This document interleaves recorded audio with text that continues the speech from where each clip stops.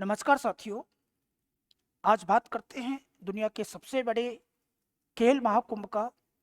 Olympic खेल 32वें Olympic खेल आपके टोक्यो में हुए हैं और जो कि 2020 के, हालांकि आयोजन कोविड के कारण एक साल बाद 2021 में हुआ है, लेकिन इन्हें 2020 के ओलंपिक खेल ही माना जाता है। आयोजन स्थल कौन सा है? तो जापान का शहर टोक्यो में आयोजित हुए हैं। तिथि क्या रही थी? तो 23 जुलाई को शुरू हुए थे 2021 में और 8 अगस्त तक इनका आयोजन हुआ है। उद्घाटन किसने किया? तो जापान के सम्राट थे जिनका नाम था नारुहितो, उन्होंने इसका उद्घाटन किया है। उद्घाटन समारोह की थीम क्या थी? तो यूनाइटेड बाय इमोशंस, यानी कि आपकी ये उद्घाटन समारोह की थीम है। और समापन समारोह की थीम वर्ल्ड्स वी शेयर, आपके समापन समारोह की थीम थी। शुभंकर सबसे इंपॉर्टेंट क्वेश्चन जो कि आपसे पूछा जाएगा, तो इसका शुभंकर था मेराई तोबा, और ये अतीत से सीखो और नए विचारों का विकसित करो, ये इसका अर्थ होता है।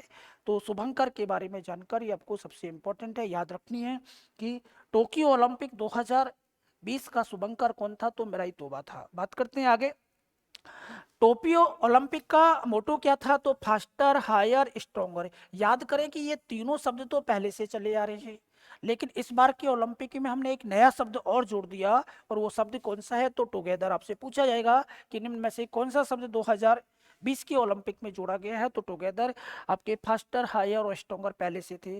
टोक्यो ओलंपिक का सॉन्ग क्या था? तो लक्ष्य तेरे नाम तेरे सामने। ये भारतीय खिलाड़ियों को प्रोत्साहित करने के लिए गीत गाया गया था।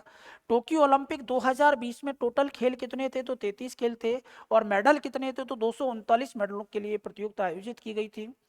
टोक्यो ओलंपिक में पहली बार मसाल में किस गैस का ईंधन किया गया है? तो हाइड्रोजन ईंधन का प्रयोग पहली बार किया गया है, और पहली बार 48.8% महिला खिलाड़ियों ने इसमें भाग लिया है।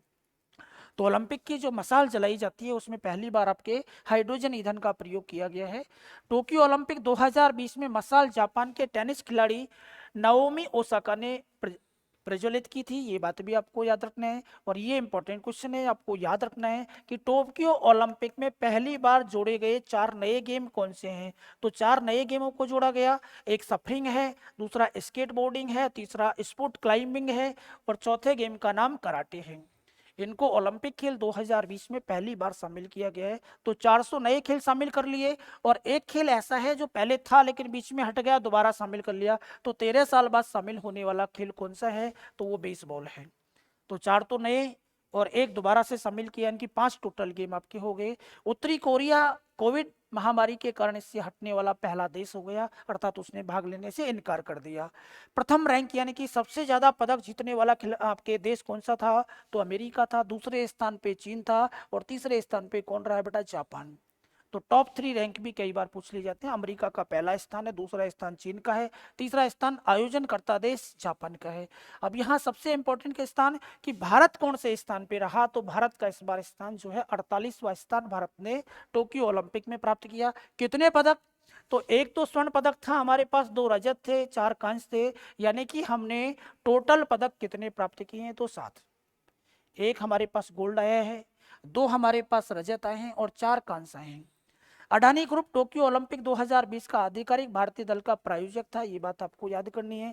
इस ओलंपिक के उद्घाटन समारोह, ये 2 क्वेश्चंस बेटा आप रट के ले जाओ, हमेशा हर एग्जाम में पूछे जाते हैं कि उद्घाटन समारोह में भी भारतीय दल का कोई ना कोई ध्वजवाहक रहा होगा, और समापन समारोह में भी रहा होगा।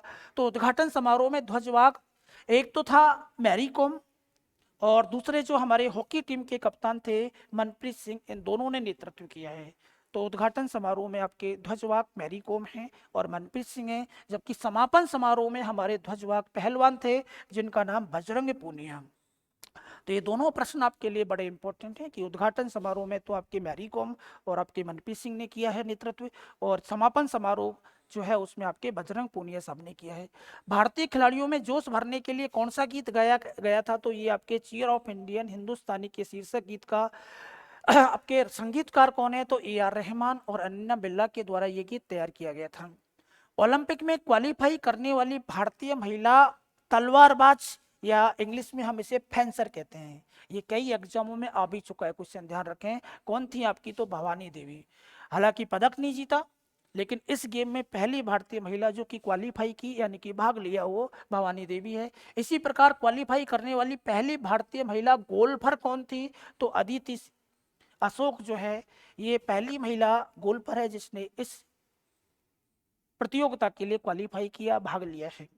क्वालिफाई करने वाले पहले भारतीय तैराक कौन थे, तो उनका नाम था साजन प्रकाश। तो ये तीन नाम भी आपको याद करने की भवानी देवी, अदिति अशोक और साजन प्रकाश जो है ओलंपिक में पहली बार क्वालिफाई करने वाले भारतीय खिलाड़ी बने हैं।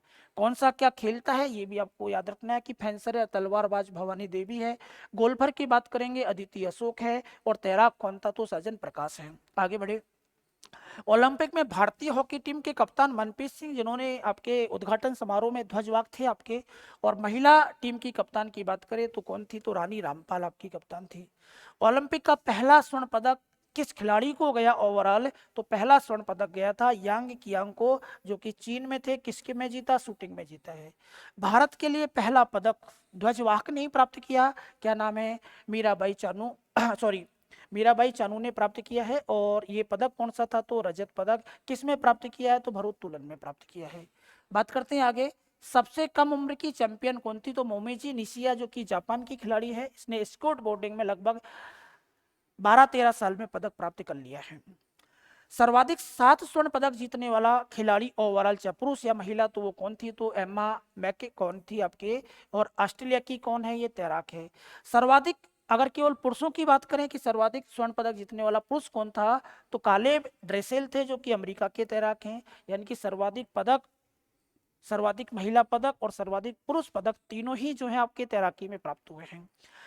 नोट 33वें ओलंपिक खेल 2024 में होने वाले हैं, और 2024 में इनका आयोजन कहाँ होने वाला है, तो आगामी ओलंपिक भी हमें याद कर लेने हैं। तो अगले 24 में आपके पेरिस में इनका आयोजन होगा। टोक्यो ओलंपिक में भारत ने क्या क्या प्राप्त किया, तो टोटल 7 खिलाड़ी आपको याद करने हैं जिन्होंने कोई ना कोई पदक आपको दिया है। सबसे ज्यादा चर्चा में कौन है, तो स्वर्ण पदक विजेता जिनका नाम है नीरज चोपड़ा। किसमें जीता है, तो जेवलियन थ्रो में प्राप्त किया है। इसके बाद हम बात करें कि हमारे पास रजत कितने आए, तो 2 आए थे। एक मीराबाई चानू ने प्राप्त किया है, और एक रवि कुमार थैया ने कुश्ती यानी कि रेसलिंग में प्राप्त किया है। इसके बाद हम बात करते हैं कि कांस्य पदक हमने किस किस में प्राप्त किए, तो एक तो हमने टीम इवेंट्स में प्राप्त किया है, यानी कि हमें महिला हॉकी टीम पुरुष हॉकी टीम ने कांस्य पदक प्राप्त करके दिया है। इसके बाद यदि हम बात करें तो एक कांस्य पदक हमको लवलीना बोरगोहेन ने प्राप्त किया मुक्केबाजी में। एक टेनिस की खिलाड़ी जो लगातार 2 ओलंपिक में पदक जीतने वाली भारत की पहली महिला खिलाड़ी बन चुकी है, पीवी संधू, इन्होंने बैडमिंटन में प्राप्त किया है। पिछले ओलंपिक में इनके पास रजत पदक था, ध्यान रखें। और बजरंग पूनिया जो थे इनके पास भी कौन सा पदक प्राप्त हुआ, कांस्य पदक प्राप्त हुआ। अगर हम टोक्यो ओलंपिक 2020 की पदक तालिका की बात करते हैं तो सबसे ज्यादा पदक जीतने वाले देश में टॉप रैंक पे अमेरिका है, हमेशा यही रहता है। आपको ये भी याद करना है कि इसने सर्वाधिक गोल्ड कितने जीते हैं, तो 39, और टोटल पदकों की संख्या कितनी थी इसके पास, 113। तो पदक तालिका में शीर्ष रहने वाले अमेरिका के पास टोटल गोल्ड मेडल कितने हैं, तो 13 हैं, सॉरी 39 हैं।